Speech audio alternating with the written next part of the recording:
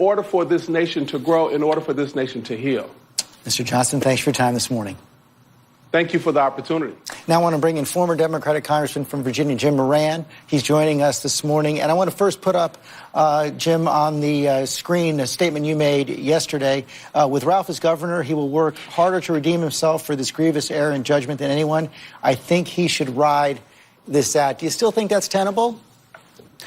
I don't know whether it's tenable. I do think it's the right thing to do. And I hate to be on the other side of virtually all of my friends on this, but I do disagree with their judgment because I think it is a rush to judgment before we know all of the facts and before we've considered all of the consequences. Facts that we do know are that Ralph has expanded Medicaid to hundreds of thousands of uninsured Virginians, a disproportionate number of whom are African Americans. He has promoted the career of his very talented lieutenant governor in every possible way. He's invested in better preschools and public schools and minority neighborhoods. So we know what he has done as governor. But even if the worst case scenario is true, George, I think there is an issue of redemption. Redemption is a very powerful factor in what people are able to accomplish. Ralph understands the endemic racism that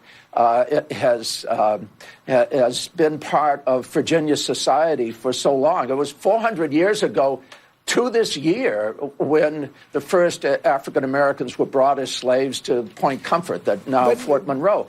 And he understands that legacy better than many people are able to, and I think we ought to give him an opportunity to redeem himself. Look at Lyndon Johnson. No untarnished liberal from the North could ever have gotten the Great Society programs passed. But he was able to work with his Southern colleagues because he knew where they were coming from. We still have a conservative Republican legislature. And frankly, I think that Ralph will have the highest motivation possible to bring us further away from this horrible past of racism and bring us toward more racial justice. You just laid out the case. You just laid out the case, and I think in theory we all believe in redemption, but wouldn't the case for that be much, much stronger if the governor had aired these issues himself? Okay, you say even in the worst case that he's in the photo that would be possible. I think Mr. Johnson would disagree with that, but even if he wasn't in the photo, he knew about the blackface Michael Jackson performance, never talked about it in public before. Yeah,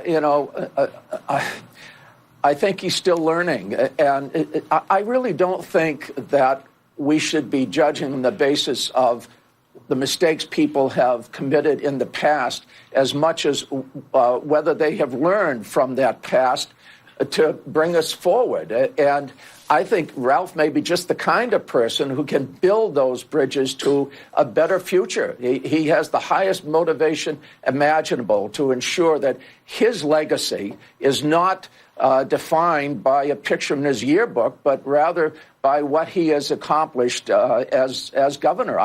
I believe in second chances. I'll never forget Robert C. Byrd, who had been a member of the Ku Klux Klan early in his political career, coming to me in an Interior Appropriations Conference and saying, Congressman, after 50 years in the Senate, there is nothing more important to me than setting aside land on the National Mall for a memorial to Dr. Martin Luther King. I don't care about getting any credit, but this is what is my highest priority at the end of my career. That's the power of redemption. And I think we should use it to achieve a better future for all of Virginia. And that may hold for all of us as human beings, but as a practical matter, he's governor of the state of Virginia right now. His entire Democratic caucus has come out saying he's got to resign. The two senators from the state have said he's got to resign. Leaders in the House have said he's got to resign. The Democratic Governors Association has said he's got to resign. How can he possibly govern in a situation like that?